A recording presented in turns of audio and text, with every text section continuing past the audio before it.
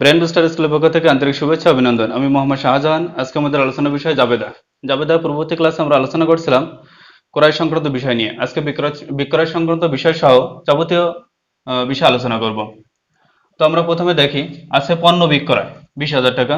তো জাবেদা আসে নগদান হিসাব ডেবিট 20,000 টাকা, বিক্রয় হিসাব ক্রেডিট। আমরা একটা বিষয় খেয়াল রাখবো, জাবেদার ক্ষেত্রে সবসময় খরচ, সম্পদ, উত্তোলন এই তিনটা জিনিস ডেবিট হবে, আর আয়, দায়, মূলধন ক্রেডিট হবে। তো বিক্রয় যেহেতু একটা আয়, অর্থাৎ বিক্রয় করলে আমার প্রতিষ্ঠানে টাকা আসে, সেহেতু বিক্রয় হিসাব ক্রেডিট করতে হবে। আর নগদ টাকা যেহেতু প্রতিষ্ঠানে আসতেছে, সেহেতু নগদান হিসাব ডেবিট হবে। পরবর্তীতে আমরা দেখব নগদে পণ্য বিক্রয় 15,000 টাকা। তো প্রথম লেনদেনটা ছিল পণ্য বিক্রয়, এখানে বাকি কিংবা নগদ কোনোটাই লেখা ছিল না। তো যেহেতু বাকি কিংবা নগদ কোনোটাই লেখা নেই, সেহেতু আমরা এটা ধরে নেব নগদ। দ্বিতীয়টাতে সরাসরি লেখা আছে নগদে পণ্য বিক্রয়, অর্থাৎ এই পণ্যটা সরাসরি নগদে বিক্রয় হয়েছে। তো সেক্ষেত্রে আমাদের জাবেদা আসবে নগদান হিসাব ডেবিট 15,000 টাকা, বিক্রয় হিসাব ক্রেডিট 15,000 টাকা। নাম্বার 3 আছে বাকিতে বা ধারে পণ্য বিক্রয়, অর্থাৎ প্রথম দুইটা ছিল নগদে, তৃতীয় নাম্বারটা আছে বাকিতে বা ধারে। বাকিতে বা ধারে একই জিনিস, অর্থাৎ এই পণ্যটা বাকিতে ক্রয় করা হয়েছে। তো বাকিতে ক্রয় করার ক্ষেত্রে আমরা আগে খেয়াল করছি যে বাকিতে বিক্রয়, তো বাকিতে বিক্রয়ের ক্ষেত্রে দেনাদার সৃষ্টি হয়। অর্থাৎ বাকিতে যখন আমি বিক্রয় করব তখন দেনাদারের কাছে টাকা পাবো, সেক্ষেত্রে দেনাদার হিসাব ডেবিট, অর্থাৎ এটা আমার একটা সম্পত্তি, চলতি সম্পদ, দেনাদার হিসাব ডেবিট, বিক্রয় হিসাব ক্রেডিট, অর্থাৎ বিক্রয় আয় ক্রেডিট হয়ে যাবে।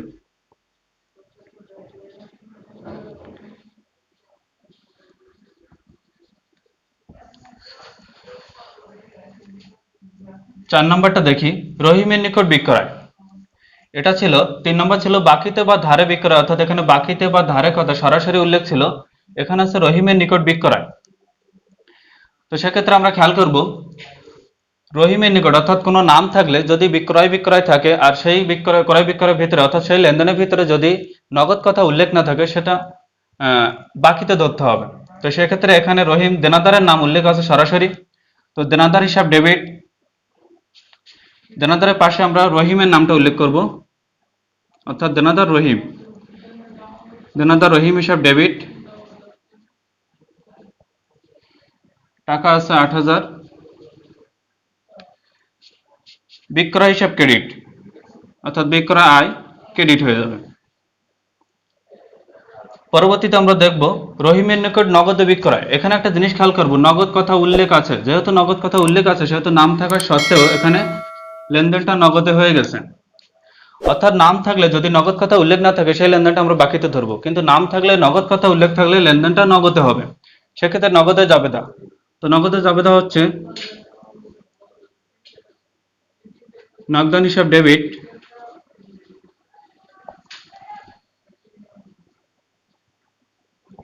বিক্রয় হিসাব ক্রেডিট। তো বিক্রয় সবসময় আয়, এটা সবসময় ক্রেডিটই হবে।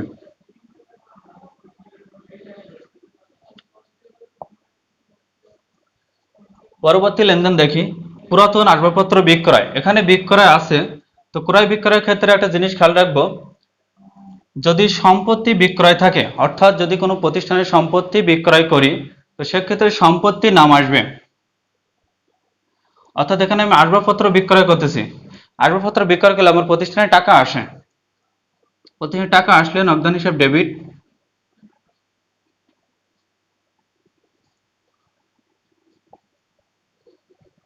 12,000 টাকা। আর পুরাতন আসবাবপত্র বিক্রয় হচ্ছে, অর্থাৎ পুরাতন আসবাবপত্র আমার প্রতিষ্ঠান থেকে চলে যাচ্ছে, সম্পত্তি আসলে সেই সম্পত্তির নাম লিখবো, সম্পত্তি চলে গেলেও সেই সম্পত্তির নাম লিখবো। তো এখানে আসবাবপত্রের হিসাব, অর্থাৎ পুরাতন আসবাবপত্রের হিসাব,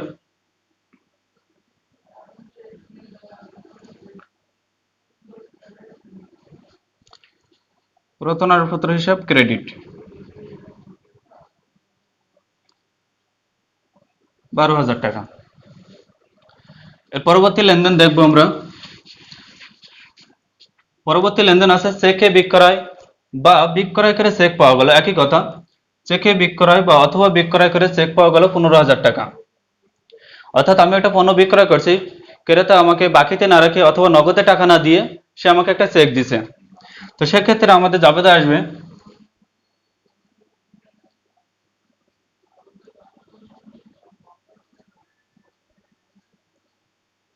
ব্যাংক হিসাব ডেবিট,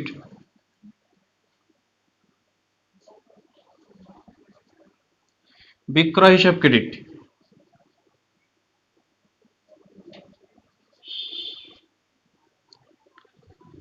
15,000 টাকা। তো এখানে ব্যাংক হিসাব আসার কারণ হলো বিক্রয় করে আমি নগদ টাকা পাইনি, চেক পেয়েছি।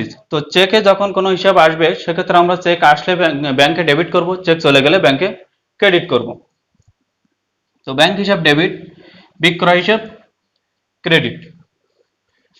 পরবর্তী লেনদেন আছে বিক্রিত পণ্য ফেরত আসলো, অর্থাৎ কোনো পণ্য যদি বিক্রয় করার পরে ফেরত আসে, খারাপ থাকার কারণে হতে পারে বা যে কোনো কারণে হতে পারে, বিক্রয় ফেরত বা আন্ত ফেরত একই জিনিস, তিনটা কথাই একই। বিক্রিত পণ্য ফেরত আসলো, বিক্রয় ফেরত আর আন্ত ফেরত।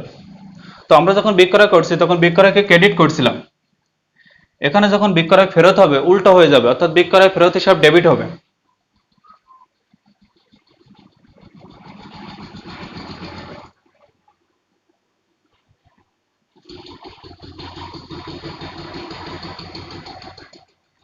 বিক্রয় ফেরত হিসাব ডেবিট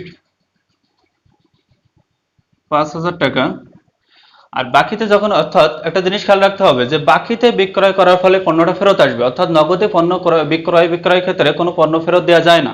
সেক্ষেত্রে আমাদের এই পণ্যটা নিশ্চয়ই বাকিতে বিক্রয় ছিল, তো বাকিতে যখন বিক্রয় ছিল তখন দেনাদারের সৃষ্টি হয়েছিল। তো এখন সেই দেনাদারটা আমার হ্রাস পাচ্ছে, তো দেনাদার হ্রাস পেলে দেনাদার হিসাবকে ক্রেডিট করব। দেনাদার হিসাব ক্রেডিট 5,000 টাকা। তো এরপর আমরা পরবর্তী লেনদেনগুলো দেখব। তো আমাদের পরবর্তী লেনদেন ছিল কারবারে মূলধন বিনিয়োগ 70,000 টাকা। তো সেক্ষেত্রে জাবেদা আসে নগদান হিসাব ডেবিট,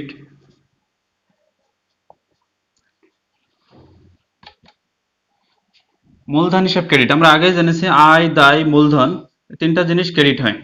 তো এখানে মূলধন হিসাব ক্রেডিট, অর্থাৎ কারবারে যদি নগদ অর্থ বিনিয়োগ করা হয়, অর্থাৎ নগদ অর্থ বিনিয়োগ করা হয়েছিল 70,000 টাকা, সেক্ষেত্রে আমার ব্যবসায়ে 70,000 টাকার মূলধন, সরি, নগদ অর্থ আসতেছে। তো ব্যবসায় নগদ অর্থ আসলে নগদান হিসাবকে ডেবিট করব, ব্যবসায় থেকে নগদ অর্থ চলে গেলে নগদান হিসাবকে ক্রেডিট করব। তো সেক্ষেত্রে নগদান হিসাব ডেবিট, মূলধন হিসাব ক্রেডিট। পরবর্তী লেনদেনে আসি নগদ 30,000 টাকা, 50,000 টাকার আসবাবপত্র নিয়ে ব্যবসা শুরু করা হয়েছে। অর্থাৎ প্রতিষ্ঠানে দুইটা জিনিস আসতেছে, আগের বারে আসছিল আহ, নগদ টাকা, এবার আসতেছে নগদ টাকা সাথে আসবাবপত্র। তো সম্পত্তি যেহেতু দুইটাই, তো দুইটাইকে ডেবিট করব আমরা। নগদান হিসাব ডেবিট 30,000 টাকা, আসবাবপত্র ডেবিট,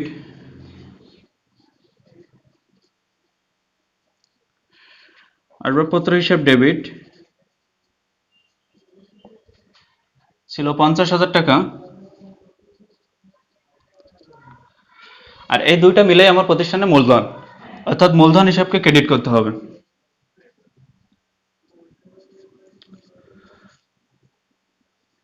মূলধন হিসাব ক্রেডিট। তো সেক্ষেত্রে দুইটা টাকা যোগ দিয়ে লিখতে হবে 30,000, 50,000, মোট 80,000 টাকা। অর্থাৎ নগদ এবং আসবাবপত্র মিলে আমার প্রতিষ্ঠানে প্রথমে সম্পত্তির পরিমাণ ছিল 80,000 টাকা, আর এই সম্পত্তিটা প্রথমে যে সম্পত্তি নিয়ে ব্যবসা শুরু করা হয় সেটা আমার ব্যবসায় মূলধন। পরবর্তী লেনদেন দেখব নগদ 30,000 টাকা, আসবাবপত্র 50,000 টাকা এবং পণ্যদ্রব্য 20,000 টাকা নিয়ে ব্যবসা শুরু করা হয়েছে। এখানে আরেকটা নতুন জিনিস যোগ হয়েছে, পণ্যদ্রব্য। তো আমরা আগের মতো দুইটা জিনিসকে ডেবিট করে নিই, অর্থাৎ নগদান হিসাব ডেবিট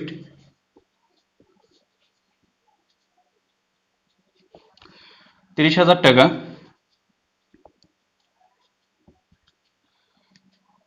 আসবাবপত্র হিসাব ডেবিট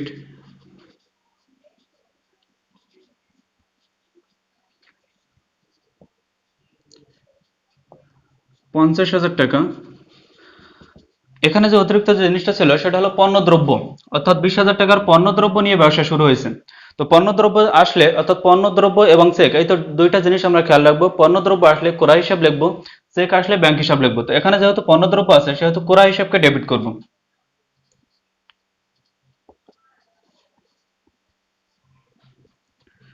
ক্রয় হিসাব ডেবিট, টাকা ছিল 20,000। তো এই তিনটা জিনিস মিলেই আমার ব্যবসায় মূলধন, অর্থাৎ এই তিনটা জিনিস নিয়ে আমি ব্যবসা শুরু করতেছি। তো মূলধন হিসাবকে ক্রেডিট করব।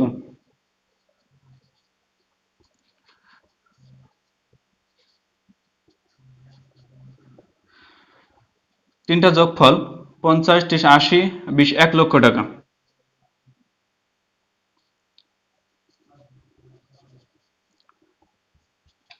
অর্থাৎ এই তিনটা জিনিস মিলে আমার প্রতিষ্ঠানে মূলধন আছে 1 লক্ষ টাকা। তো পরবর্তী লেনদেনে আসি। পরবর্তী লেনদেন ছিল নগদ 30,000 টাকা, পণ্যদ্রব্য 20,000 টাকা, 50,000 টাকার ব্যাংক ঋণ নিয়ে ব্যবসা শুরু হয়েছে। নগদ ছিল 30,000, পণ্যদ্রব্য ছিল 20,000 আর 50,000 টাকার ব্যাংক ঋণ ছিল। তো সেক্ষেত্রে জাবেদা আসবে নগদ টাকা আসলে নগদান হিসাব ডেবিট,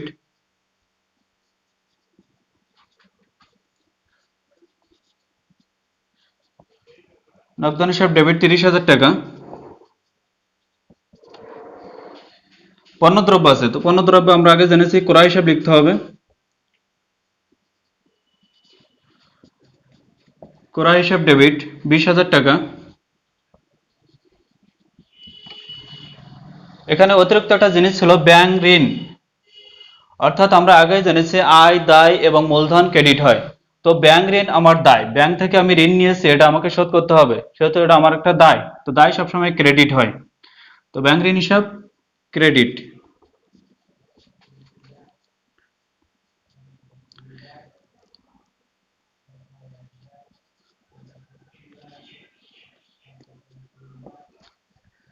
ব্যাংক ঋণ হিসাব ক্রেডিট 50,000 টাকা।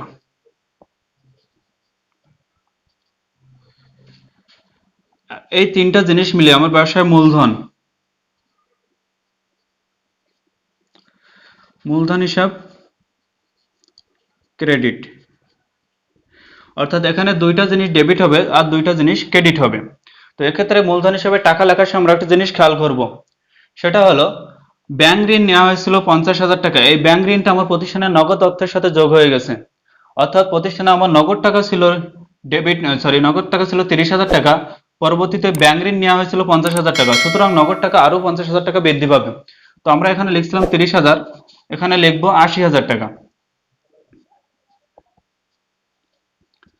অর্থাৎ নগদান হিসাব ডেবিট 80,000 টাকা, ক্রয় হিসাব ডেবিট 20,000 টাকা, ব্যাংক ঋণ ক্রেডিট 50,000 টাকা। আর মূলধন হবে পূর্ববর্তী নগদ টাকার সাথে ক্রয় হিসাব যোগ। অর্থাৎ পূর্ববর্তী নগদ টাকা ছিল 30,000 টাকা আর ক্রয় হিসাব আছে 20,000 টাকা। তো 30 আর 20 50,000 টাকা। তো আমার যাবতীয় একটা শর্ত ছিল, অর্থাৎ ডেবিট ক্রেডিট সমান হতে হবে। তো আমরা খেয়াল করি এখানে 80 আর 20 1 লক্ষ টাকা, এখানে 50 আর 50 1 লক্ষ টাকা। তো সেক্ষেত্রে আমাদের এই জাবেদাটাকে খেয়াল করতে হবে। এখানে নতুন একটা জিনিস আসছে, নগদান হিসাব ডেবিট, ক্রয় হিসাব ডেবিট, ব্যাংক ঋণ ছিল, এটা ব্যাংক ঋণটা দায় ক্রেডিট এবং মূলধনকে ক্রেডিট করতে হবে। নতুন জিনিস ছিল, এখানে নগদান হিসাব ছিল, নগদ টাকা নিয়ে আসলাম ব্যাংক ব্যবসায় 30,000 টাকা।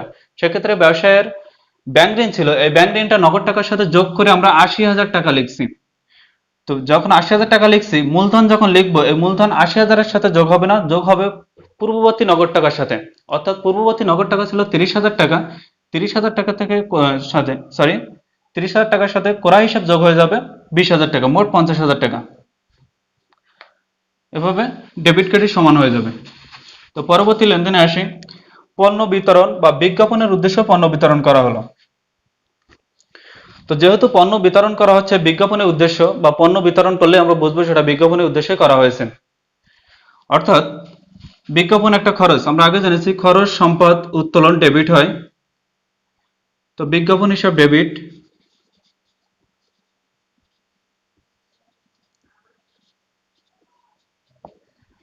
৳7,000 টাকা।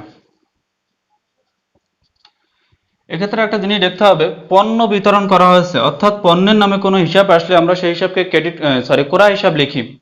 তো যেহেতু পণ্য বিতরণ করা হয়েছে অর্থাৎ প্রতিষ্ঠানে আমার ক্রয় ক্ষমতা হ্রাস পেয়েছে, অর্থাৎ প্রতিষ্ঠানে পণ্য যতক্ষণ পর্যন্ত বিক্রয় না হবে সেই পণ্যটা আমরা ক্রয় হিসাবে লিপিবদ্ধ করব। এখানে খেয়াল করি, ক্রয় হিসাব ক্রেডিট।